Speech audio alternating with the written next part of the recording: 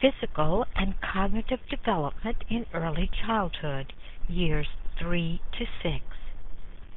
By the age of 3 years, children get slimmer and taller.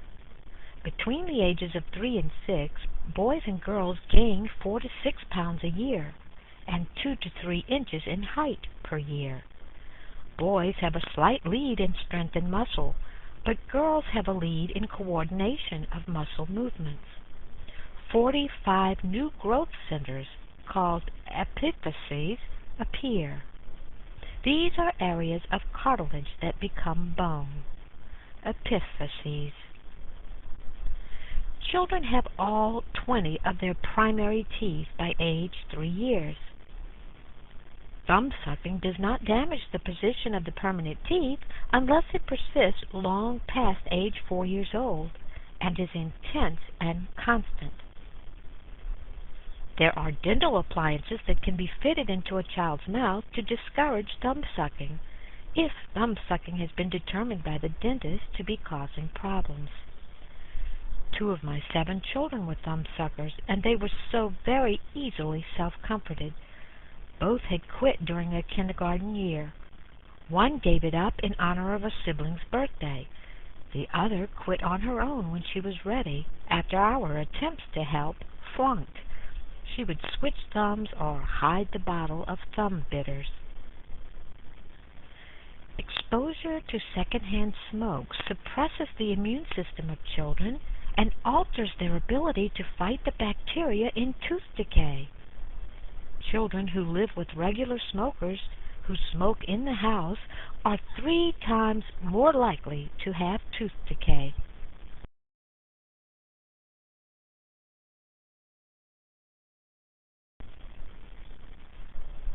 Brain development. The brains of children increase in weight between the ages of 2 and 6 years old, from 70% of adult weight to 90% of adult weight. The frontal lobes have rapid growth between the ages of 3 and 6. This is the brain area responsible for planning and organizing. Language skills, more specialized in the left hemisphere by most children, outpace the development of spatial skills, found more specialized in the right hemisphere. Connections between the cerebellum and the cortex multiply, and myelination of axons increases. The cerebellum is a brain structure which lies at the base and to the rear of the brain, and is important for balance and motor coordination. It is also important for supportive thinking. Children are so much more coordinated by the end of preschool and can print letters. In addition to the rapid development taking place in the cerebellum connections, the corpus callosum is undergoing similar improvements. The corpus callosum is the band of fibers that connects the right and the left hemispheres together. Each hemisphere better communicates with the other, as the connections in the corpus callosum multiply and the axons myelinate. This allows the developing child to do more complex things.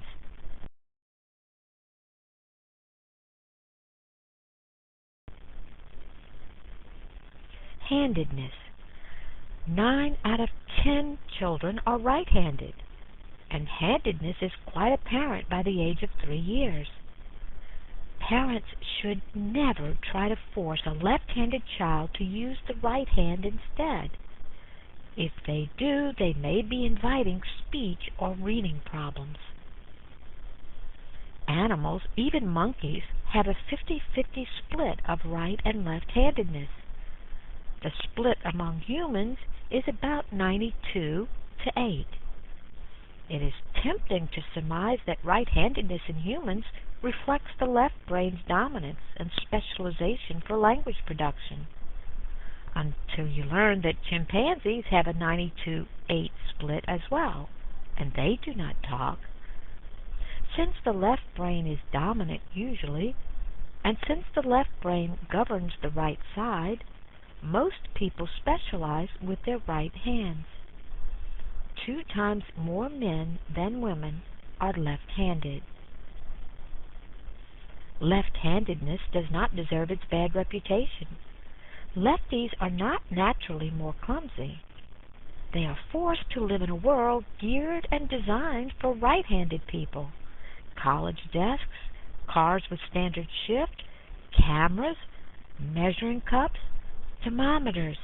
All of these are more difficult if you happen to be left-handed.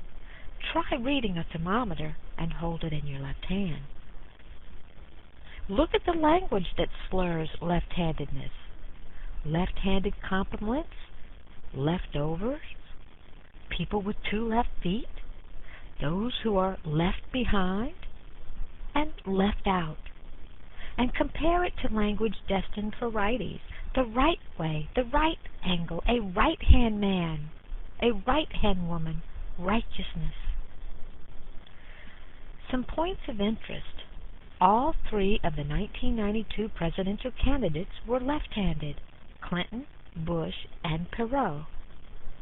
Benjamin Franklin, Michelangelo, Leonardo da Vinci, and Pablo Picasso were very accomplished in their spatial skills and abilities, and were all left-handed.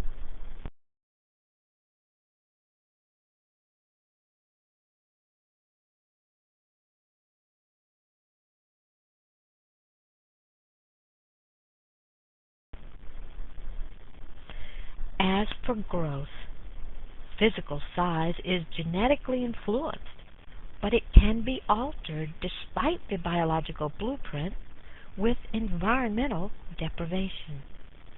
Genes control hormone production, which trigger growth. The pituitary gland at the base of the brain has a starring role in the release of two hormones important for growth: GH, or growth hormone, and TSH, or thyroid stimulating hormone. GH influences body size everywhere except for the nervous system and the genitals. TSH spurs the thyroid gland in the neck to release thyroxine, which complements GH, the growth hormone, but is also crucial in brain development. Mental retardation will occur in infants left untreated with thyroxine deficiency.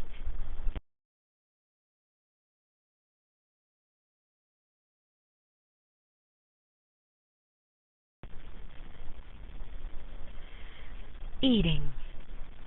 Preschoolers do not eat as much food as infants do. They need fewer calories per pound of body weight, and will eat these calories unpredictably rather than distributing them equally throughout the day.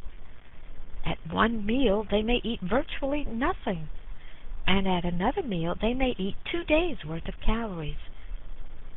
For daily protein requirements, preschoolers should drink 2 glasses of milk and 1 serving of meat, fish, cheese, or egg. After the age of 2 years, the milk a child drinks can be skim milk or low-fat milk. Children should not be forced to eat when they are not hungry. To maximize the chances that a child will be hungry at meal times, the access to junk food should be carefully monitored, with nutritious rather than empty calorie sugar foods offered in between meals. Youngsters tend to prefer foods they know and can easily distinguish or recognize rather than foods contained in casseroles or soups. They like finger food that they can easily manage on their own.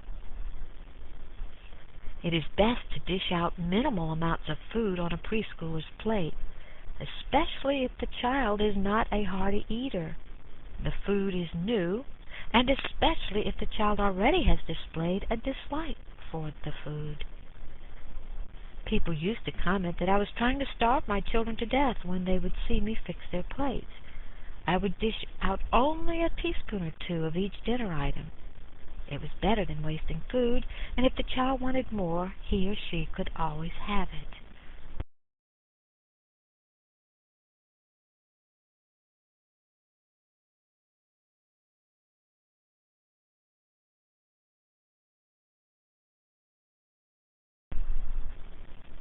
Make meals pleasant in other ways.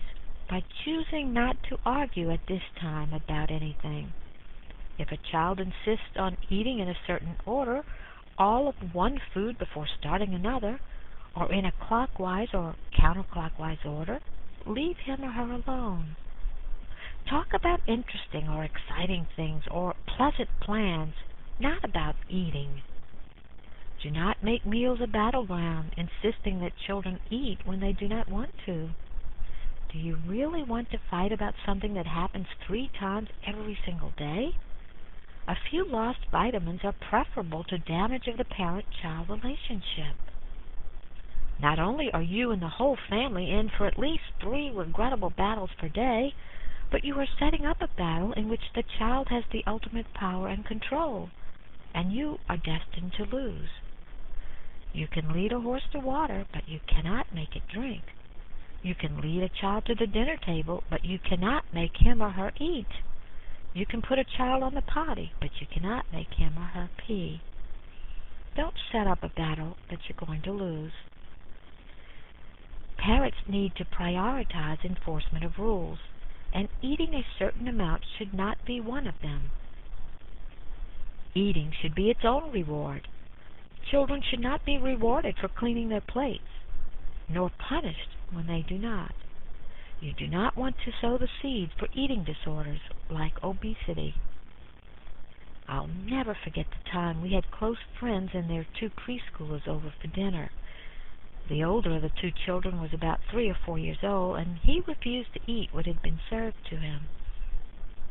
His well-meaning but misguided father, who is normally a pretty delightful person, felt his child was being rude, and that it was his duty as father to enforce the command to eat. He took the child from the table, brought him into the hall, and swiped him a couple of times with a belt.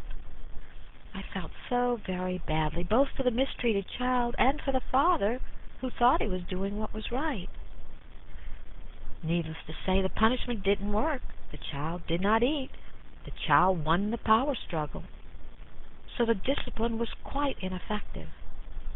Not only did the child not eat, but the rest of us had no appetites either after the incident. It is also not a good idea to equate dessert with reward for eating enough dinner. Preferably, dessert should follow later and not be directly associated with who eats what. It should not be used as reward, nor should it be withheld as punishment. It should instead be a pleasant family ritual, unconnected to the process of the meal. There is no harm in reducing a child's amount of pudding or cake or ice cream with the non-judgmental statement that, since supper wasn't eaten, I'm sure you're not very hungry. To be non-judgmental would be fine. But to accuse and to withhold and to use it as punishment is not fine. Manners can be taught pleasantly without lowering the boom when a child forgets again, like to close his or her mouth when chewing. Gentle reminders may not work as well as praising a sibling for correct chewing instead. If a child spills milk, it works better to hand him or her a towel to help clean up the mess, rather than yell and rant and rave. One of our mealtime rules was that you had to taste everything, one bite, just to acquaint you with different food tastes. My children got to be excellent at putting the most minuscule amount on a fork or a spoon.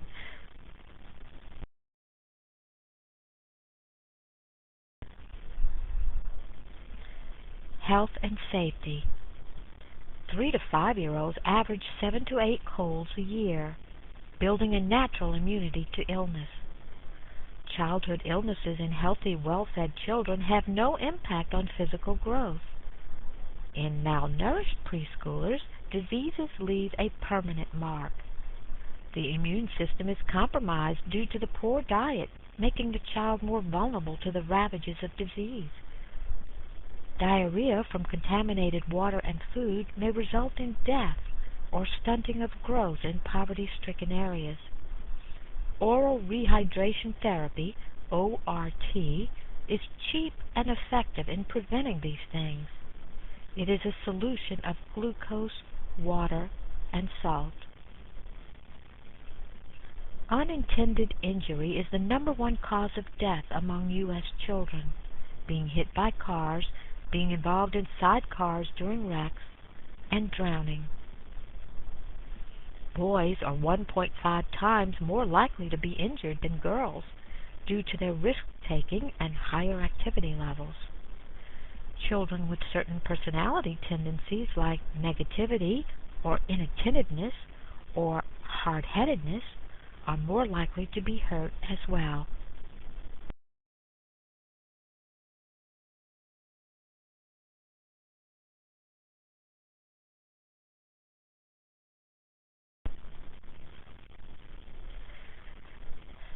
Some safety tips.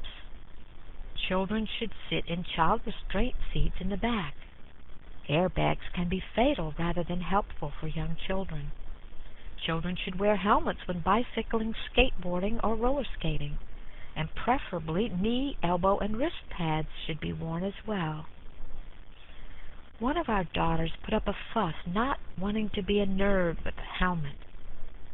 She chose not to wear her helmet. Fine, but neither could she ride her bike.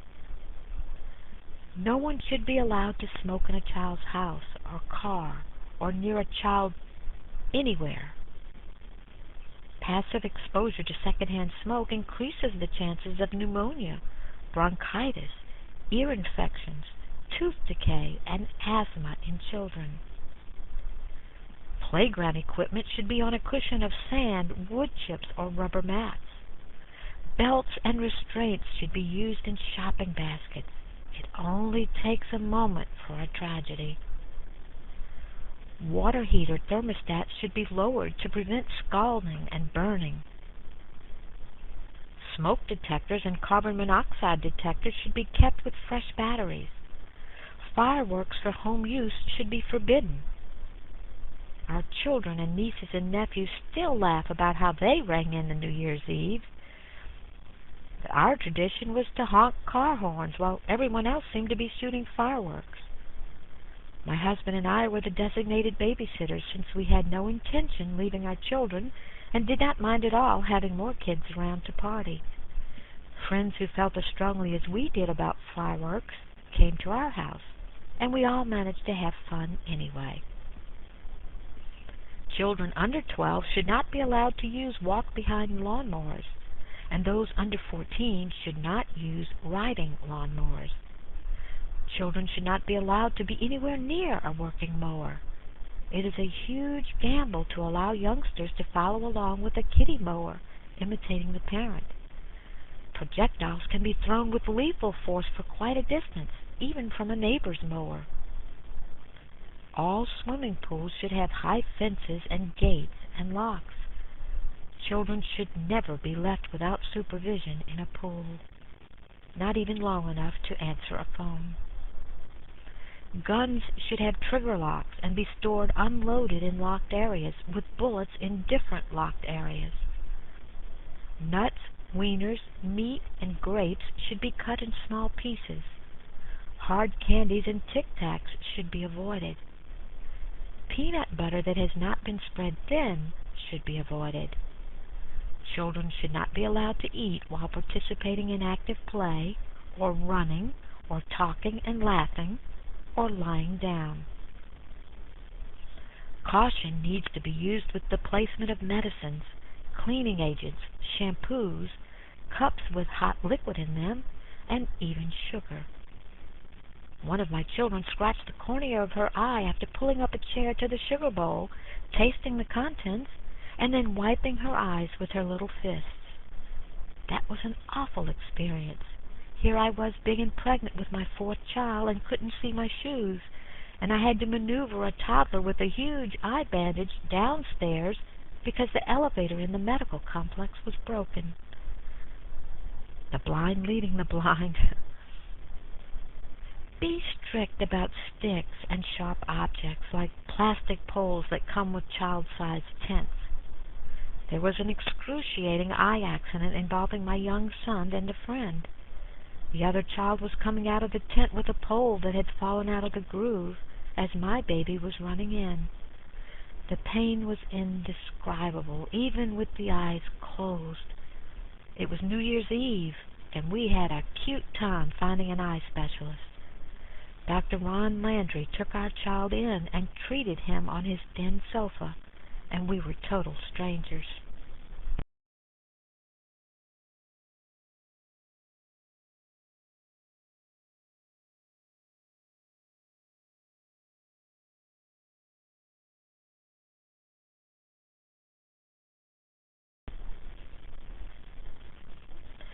Motor development. A 3-year-old can climb up steps alternating feet.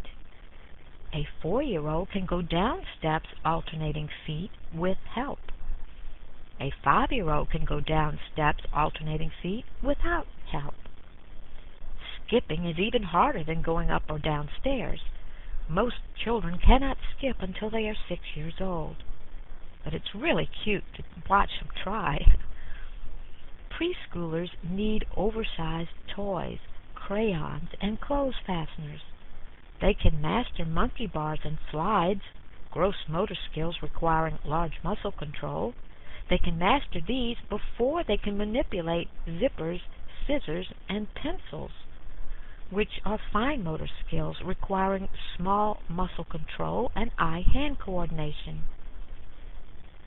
Optimal physical development for large muscle control or gross motor skills occurs for preschoolers who are allowed to be active in unstructured free play activities. They need to have access to safe climbing and jumping on equipment that is appropriately sized. Balls need to be small enough to be easily grasped and soft enough not to hurt.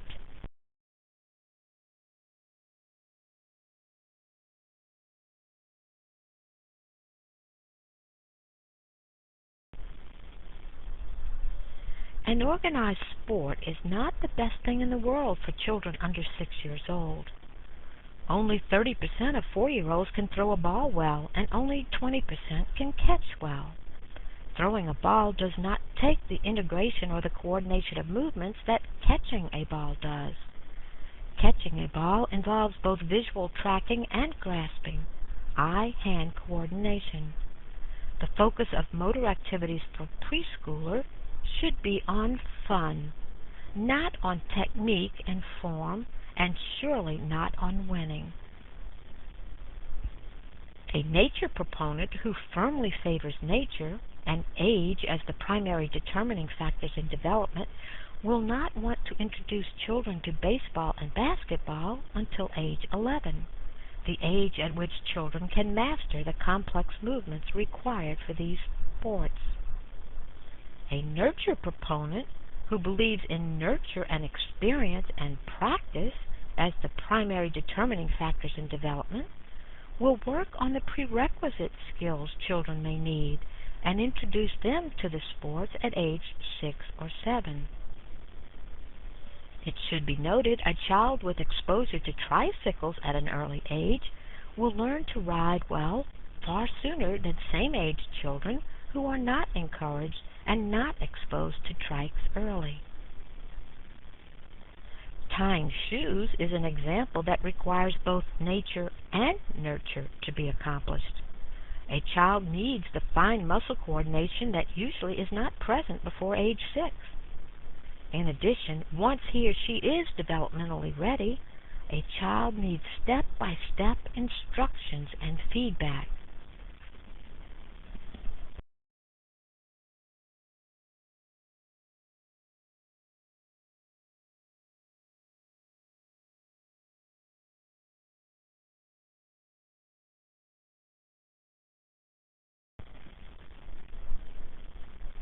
Artistic motor development progresses as gains in small muscle coordination and eye-hand coordination are made.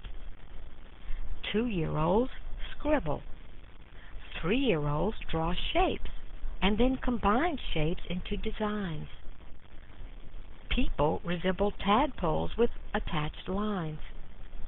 A major accomplishment is when the child can use a line to represent a boundary of an object. 4- and 5-year-olds draw pictures of real-life objects and people.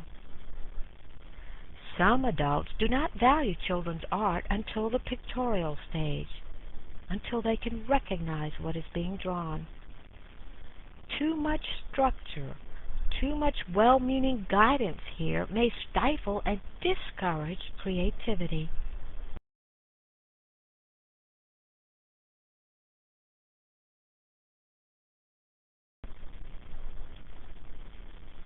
The main cognitive ability children have during the toddler and the early childhood periods that they lack during infancy is an ability to use representations of reality.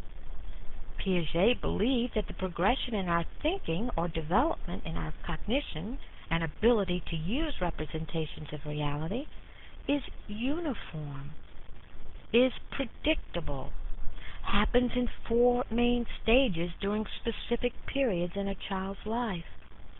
The stages cannot be rearranged or skipped. They occur in a universal order that is the same for everyone. There is no regression to earlier stages once they have been transformed into the next cognitive stage.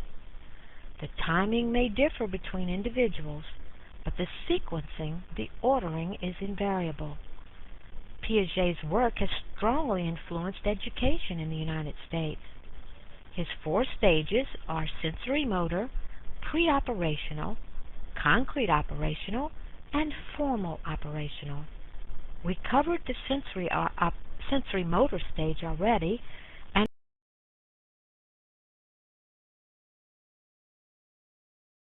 stage. In this pre-operational stage, learning is based on appearances with no apparent logical connections between concepts. This stage goes from age 2 to 7 years. Magic is real. TV characters come alive easily. Children learn to distinguish between real and imagined events, sometime between 18 months and 3 years. A child begins to internalize actions in this pre-operational stage, which means to perform an action mentally rather than physically. This requires the ability to form and use symbols like words, gestures, signs, and images. This ability to use symbols to represent actions or objects mentally is called symbolic or symbiotic function. This ability of symbolic function is displayed through deferred imitation, symbolic play, and language. Deferred imitation is repetition of an observed action after time has passed. Imitating an older sibling after watching him or her perform on stage would be an example. Ninja kicking after watching a Ninja Turtle cartoon would be another. In symbolic play, an object stands for something else. Using a block while adding sound effects to represent a car or a truck is symbolic play. Pretending to be a teacher or a doctor with props or costumes is symbolic play. An oversized box becoming a spaceship one minute and a bus the next minute is another example. An empty toilet paper roll may become a microphone, etc. The third way to display symbolic function is language. Language is using symbols and words to represent things and communicate information. The word bicycle or a picture of a bicycle can now stand for a real bike that is not physically present. This language use and thinking in symbolic form is a gradual process. Shown a picture of a flower, a child may try to smell it.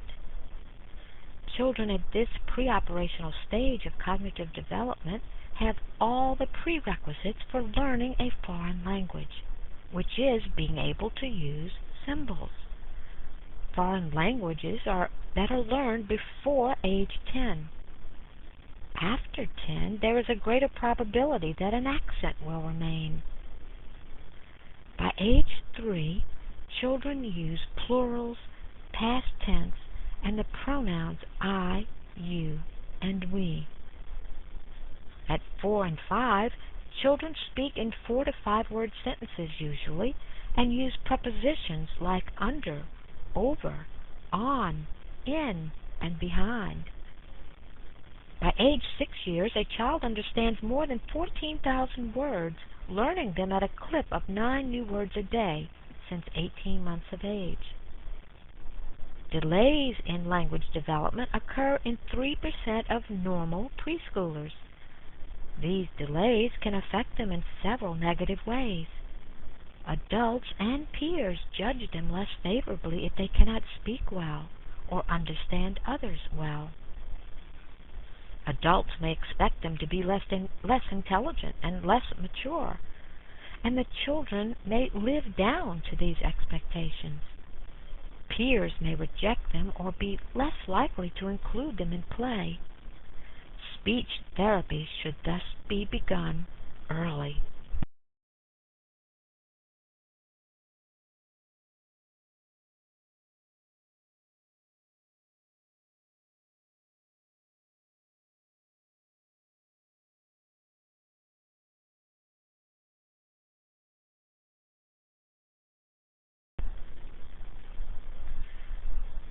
Children use one-way logic in the pre-operational stage.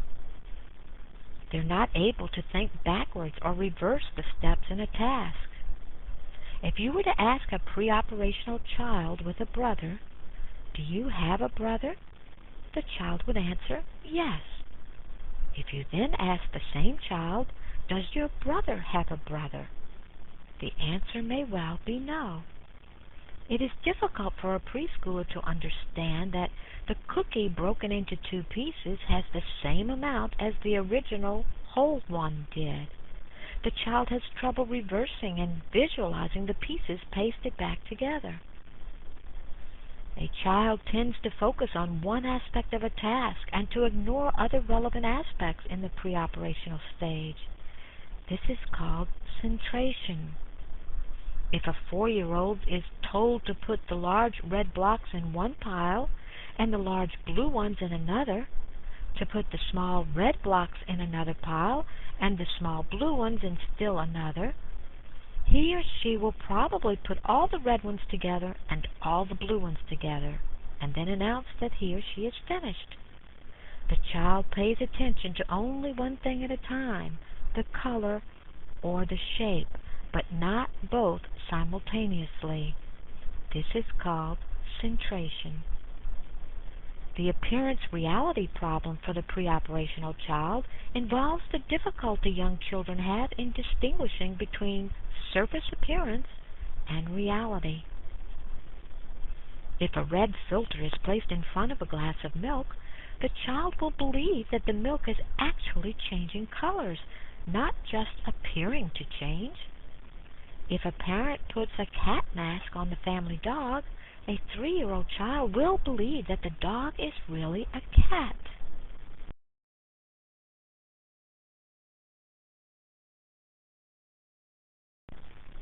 Egocentrism is found in the pre-operational stage of cognitive development. The child is egocentric, which means he or she assumes that others experience the world the same way he or she does. Egocentric here does not mean selfish. It just means that the child believes everyone shares the same feelings, perspectives, and reactions that he or she does. The child has trouble seeing another person's point of view. Egocentrism, or thinking everyone's perspective is the same as your own, is legitimate reasoning for a 2 to 7-year-old. This thinking is on schedule and does not point to error or something unattractive or wrong. It does not indicate a lack of intelligence, but rather normal progression in cognitive development. Egocentrism does not need to be corrected with lessons. In fact, I find it pretty refreshing. Here are some examples. Playing hide and seek, a child may hide behind a tree with his little bottom poking out in plain view. Since his eyes are hidden and he cannot see you, he firmly believes you cannot see him either. A child may hold up a book while asking someone to look from across the room, but keeps the pictures facing self rather than turning the book around. Collective monologue is another example of egocentrism, talking without interacting or communicating with each other. Young children carry on their conversations in groups this way.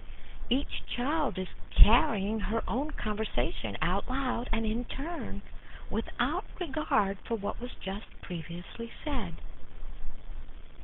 The sun shines to keep us warm. The night comes to let us sleep. Two mountains in a picture, one distant and the other close. They are there because one is small for kids and one is large for adults. All examples of egocentrism. A child silently nodding yes or no to questions on the phone is another example. So is transduction. Transduction is attributing personal cause where none exists. Because I got in so much trouble, I made Mommy and Daddy get mad and fight and get divorced. I wanted something mean to happen to my sister and she got sick because of me. Grandpa died because I was bad. Transduction, attributing personal cause where none exists.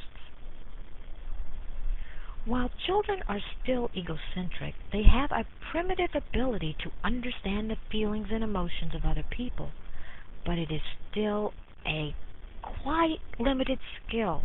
It's surely not used all the time.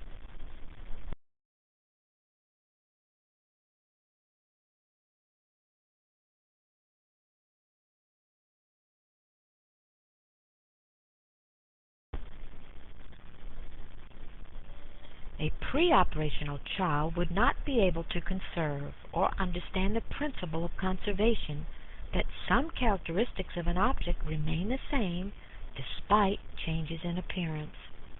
If the contents of a short, wide container were poured into a tall, narrow container, the amount of liquid would not change, but the child would think the tall container held more.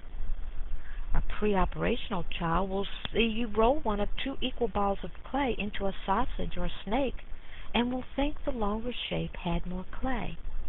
Likewise, if you flatten the ball into a pancake instead, the pre-operational child will still choose that one as having more clay in it.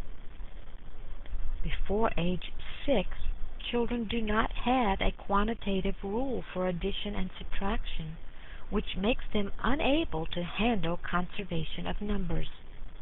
If you squish one row of items or spread it out, the child will be unable to go beyond surface appearance and will tell you that the longest row has the most in it.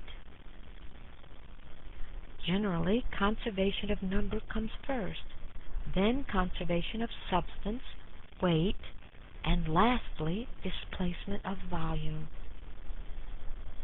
Piaget's tasks had no regard for cultural expectations or relevance. There is another cognitive development theorist who did consider the cultural factors that Piaget overlooked in child development. His name is Lev Vygotsky.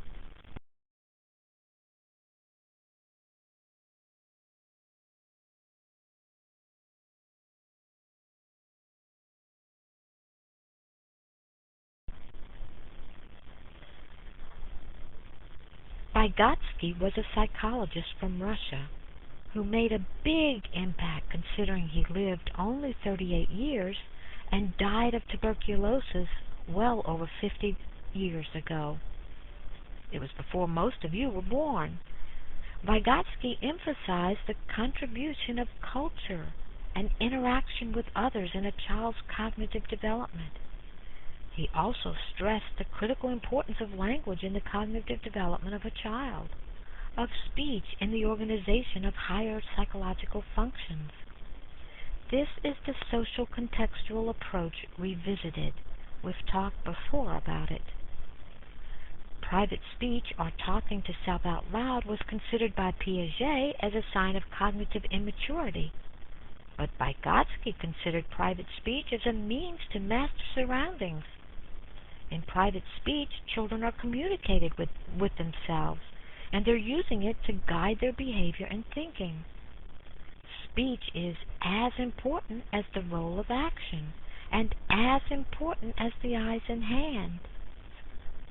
With speech, children are less impulsive and spontaneous, because speech divides activity into the how-to and into the actual action.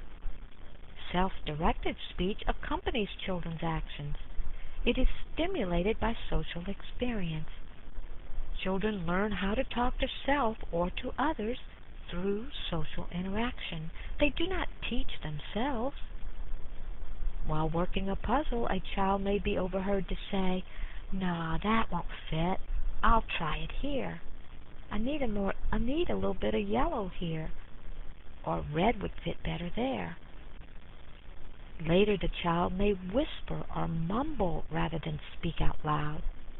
Then the child goes on to silent lip movements, and finally to just in-the-head thought. This is the progression of private speech. Private speech peaks at ages 5 to 7 and disappears by age 9. Very sociable children use private speech the most. In the brightest children, it peaks at age 4. The brighter the child, the younger that private speech is used, and the earlier it transits from out-loud private speech to silent speech or thought that precedes and plans actions. This transition from audible private speech to silent inner speech is a fundamental phase of cognitive development, according to Vygotsky. Private speech is not completely abandoned, however, and is resurrected during times of confusion or in a tough situation. Let's see, now how did I get into this mess? Who can help me? Is that the street I should have turned on? Why don't you just get out and push your car? You'll go faster. Whoever taught you how to drive, you SOB?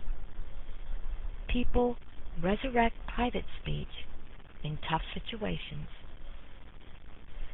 Since private speech helps a child to guide their thinking, you should not insist on total silence in instances where others are not inconvenienced, like when doing homework.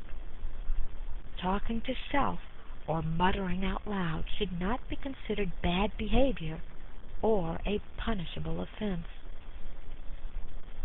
Vygotsky's theory is not a stage theory approach, but instead focuses on the zone of proximal development. Like we said before, the zone of proximal development is the potential of learning, where a child can be successful with appropriate help, support, and guidance. He or she cannot do it alone, but can do it with mediated help, like clues, reminders, structure, verbal prompts, explanations, encouragement, praise, examples, breaking into small, manageable steps, all called learning aids, all called scaffolding. Vygotsky's zone of proximal development focuses on the gap between children's performance alone and performance with guidance from another. Learning begins long before school starts. Learning precedes development. It awakens development. Humans have a specific social nature whereby they glean from the intellectual life of those around them. They can develop their intellects by imitating those around them, by bouncing things off of them. However, they can only imitate what is within their developmental level. There are two levels of development: actual development, level that has already been completed, likened to a fruit, and potential development, also called the zone of proximal development, which includes functions with the potential of maturing if given outside help. This is likened to a bud. Vygotsky says cognitive development is based on the interaction of the student with others, which explains why different cultures have different proficiencies. the child has an area beyond his or her actual development level that is ripe for additional learning and dependent on the contribution of other people. Acceleration is possible through interaction with peers, teachers, parents, but only within the child's zone of proximal development. This area or zone cannot be predicted or measured and should never be underestimated, even for severely disabled children. At the same time, the potential should not be overestimated either, so that material is presented to a student way beyond his or her zone of proximal development. Frustration will result.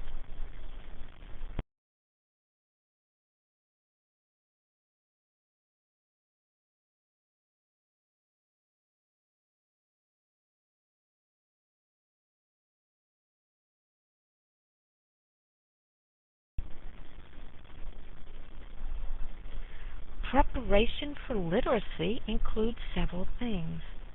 Reading is one. Reading is enjoyable. It fosters emotional bonding. It enhances cognitive development. Social interaction also prepares for literacy. It increases the vocabulary.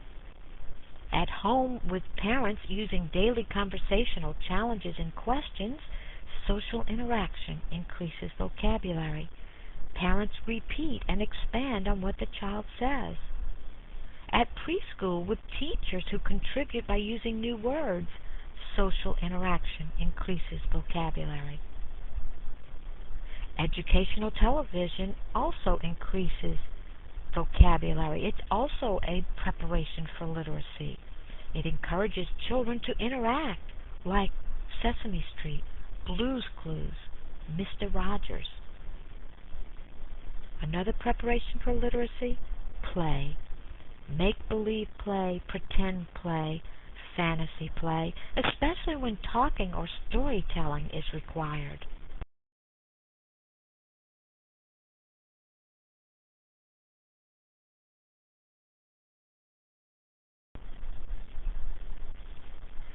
Now let's revisit information processing. Memory development includes the capacity for implicit or unconscious memory. This develops first before the capacity for explicit, intentional, or consciously aware memory. Implicit memory includes things that take no conscious awareness, like how to ride a bike, and submerged memories that exist but cannot be recalled.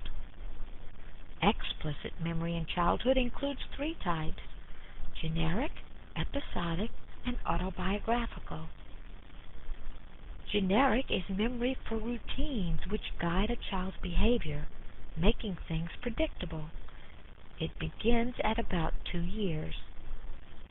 Episodic is temporary memory for a unique event at a specific time and place. How temporary depends on the uniqueness of the event, the active participation of the child, like when recounting or retelling the memory, and the parental way of discussing things. Do parents encourage more response by elaborating and baiting and reminiscing during normal conversation? Do they ask open-ended questions? Or do they just quiz for memory accuracy?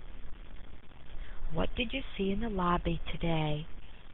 What did you see at the airport, the zoo, etc.? Rather than, did we go to a hotel? Did we go to the airport? Did we go to the zoo? Autobiographical memory is long-lasting memory for a unique personal event at a specific time and place. It is linked to the development of language and communication and the ability to put memory into words. Autobiographical memory begins at about 4 years old. It's uncommon before 3 years old. Some people do not remember much before 8 years old. Memory in early childhood is not practiced and deliberate. Rather, it comes automatically, accompanying events that have strong impact or special personal significance. As for eyewitness testimony, a child's memory is usually not influenced by a single leading question. However, repeated questioning that is suggestive can be quite influential, especially if the questions happen a long time after the incident. Young children can be quite accurate if they are asked specific, concrete questions that do not suggest any particular answer. The accuracy is higher if the event happened to their own bodies rather than an event in which the children were observers.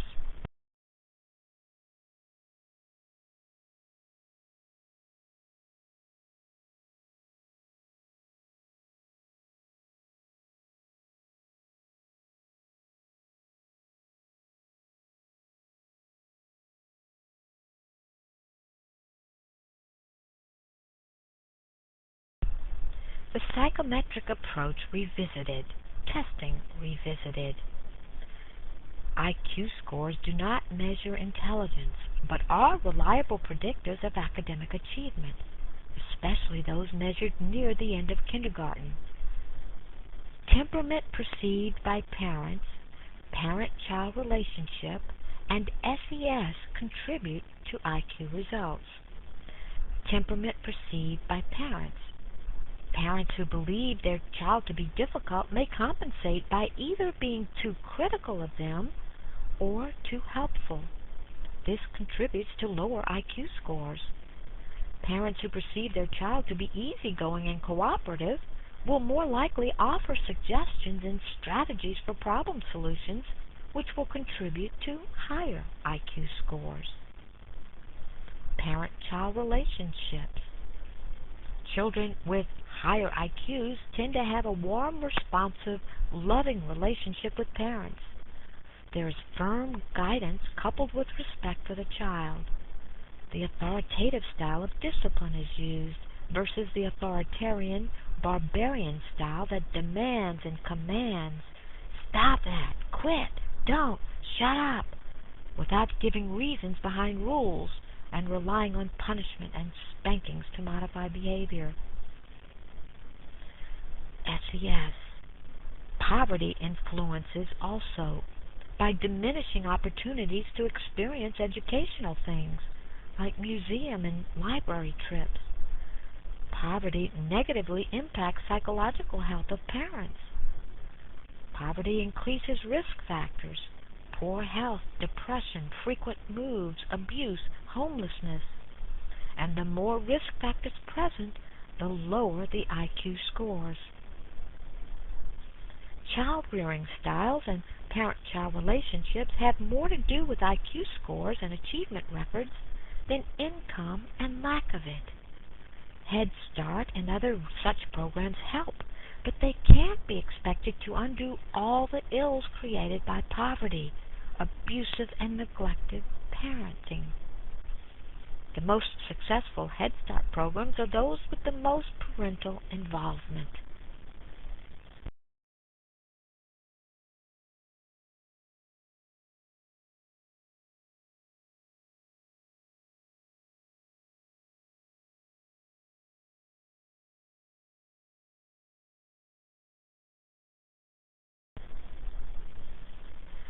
Goals of preschool education are different for different cultures. Chinese value academics, that Confucian tradition of hard, early, structured study. Japanese value play, refuge from the pressures and competition of life to come. Americans value academics and play in preschool. Good preschool education should offer active exploration and success followed by confidence and self-esteem. Sensory stimulation with hands-on experience with art, music, clay, water, sand, and wood. It should offer storytelling, social skills of getting along, self-control, compromise. It should have an attitude that school is fun, learning is fun. The preschool should have rules and some structure, but plenty of opportunity for supervised free play. I prefer to let children be children and enjoy their childhood. Preschool should not be miniature real school. That comes soon enough. Neither should a child be given free rein to do whatever he or she wants, whenever or wherever he or she wants it. It is not a good idea to accelerate and pressure a young child to maximize learning at the expense of playing by enrolling him or her too soon in structured academic settings. Nor is it a good idea to hold a child back from starting real school until he is way older than all of the others.